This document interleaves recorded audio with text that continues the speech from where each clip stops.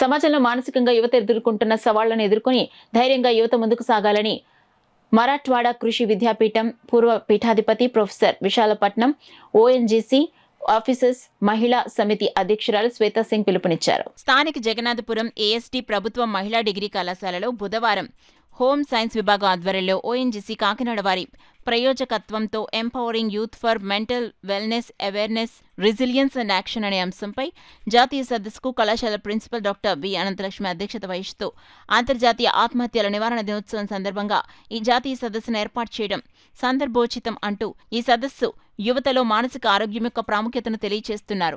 ఈ సదస్సు కన్వీనర్ మరియు vice principal doctor M Suvarchala సదస్సు యొక్క లక్ష్యాలను ప్రాధాన్యతను వివరించారు. ఈ సదస్సుకు ముఖ్య అతిథిగా విచ్చేసిన ఓఎన్జీసీ ఆఫీసర్స్ మహిళా సమితి అధ్యక్షురాలు శ్వేతా సింగ్ మాట్లాడుతూ మన చుట్టూ అనేక రూపాలలో లభిస్తున్న సమాచారాన్ని ఎంతవరకు గ్రహించాలో విచక్షణతో ఆలోచించి నిర్ణయించుకోవడం ఎంతో అవసరమన్నారు. ఈ సదస్సుకు విశిష్ట అతిథులుగా ఆదికవి నన్నయ్య విశ్వవిద్యాలయం సైకాలజీ విభాగం ఆచార్యులు డాక్టర్ రాజశేఖర్ పడాల వసంతరావు, మరాఠ్వాడ కృషి విద్యాపీఠం పూర్వ పీఠాధిపతి ప్రొఫెసర్ విశాలపట్నం విచ్చేసి సమాజంలో మానసికంగా యువత ఎదుర్కొంటున్న సవాళ్లను వివరిస్తూ వాటిని ఎలా ఎదుర్కోవాలో తెలియజేసి కౌన్సిలింగ్, ధైర్యవంతమైన జీవన నైపుణ్యాలు, పిల్లలు మరియు యువత అభివృద్ధిపై తమ అనుభవాలను పంచుకున్నారు. కళాశాల IQ AC coordinator M Vasanthalakshmi ప్రసంగిస్తూ విద్యాసంస్థలు మానసిక ఆరోగ్యాన్ని ప్రోత్సహించడంలో పోషించే పాత్రను తెలియజేశారు. ఈ సదస్సు యువతలో మానసిక ఆరోగ్యం, ధైర్యం మరియు ముందు చూపుతో సమస్యలను ఎదుర్కొనే నైపుణ్యాల ప్రాముఖ్యతపై విద్యార్థులను ప్రభావితం చేయడంలో సఫలీకృతమైందని ఆర్గనైజింగ్ సెక్రటరీ ఎల్ మల్లీశ్వరి అన్నారు. జ్యోతి ప్రజ్వలనతో ఈ కార్యక్రమం ప్రారంభమైంది. డాక్టర్ జి అనిత వేదిక మీదకు ముఖ్య అతిథులను ఆహ్వానించగా డాక్టర్ కె లావణ్య వందన సమర్పణ చేశారు. ఈ జాతీయ సదస్సులో వివిధ కళాశాలల అధ్యాపకులు, విద్యార్థులు పాల్గొన్నారు. While opportunities are abundant, the silent struggles are real. Mental wellness is not just the absence of illness, but the presence of emotional strength, balance and hope. Empowerment begins with awareness, recognizing that mental health is as vital as physical health. We must normalize conversation about the stress, emotion and break the stigma that stops so many from seeking help. To our youth, I say, your worth is not defined by grades, followers or external approval. It is defined by your kindness, your resilience, and your courage to be yourself. Take time to rest, disconnect and nurture your mind. To parents, teachers and community members, let us create safe spaces where our youth feel heard and valued. One empathetic conversation can change a life. If we work together, we can raise a generation that is not only intelligent and skilled, but also emotionally strong and compassionate. So when we invest in the mind, we invest in the future.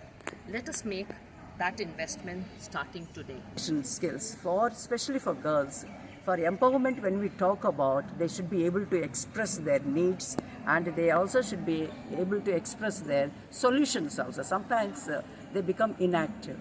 Yes, here I touched upon skill development, various skills, and there I have differentiated what is information, knowledge and wisdom. It's a process.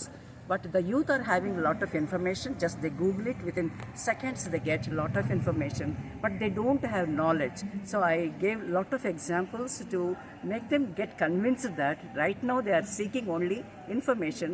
They have to transform that information into knowledge to apply in life. Yes, that KAS is over, then H, honesty and hard work is very important. Not just having dreams, to realize the dreams, there is no other way than hard work. So many things I have boosted it. Even the self-esteem, how we develop self-esteem. But in India, mostly when upbringing students, upbringing parents, when the parents are upbringing their children and the students are being guided by the teachers, self-esteem is not that much focused. Every student, every individual should know that what is my worth. This self-esteem generally developed through 4 sources. One is